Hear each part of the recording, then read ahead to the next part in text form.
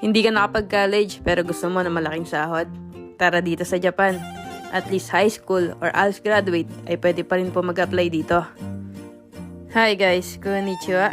Ren nga pala ang inyong Pinoy farmer dito sa Japan. Araw ng linggo ngayon at rest day namin. Syempre, pag rest day, it's lamon-lamon day na naman. Tara, samahan niyo ako at makikikain na naman tayo sa kabilang bahay. May konting salo-salo na naman kasama mga kapwa ko farmer dito sa Japan. Siya nga pala, gusto kong mag-thank you sa mga patuloy na nagpa-follow sa akin.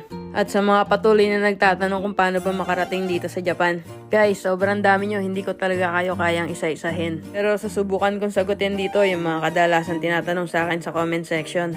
Ito ay base lamang po sa mga pinagdaanan ko na nag-a-apply pa lang ako.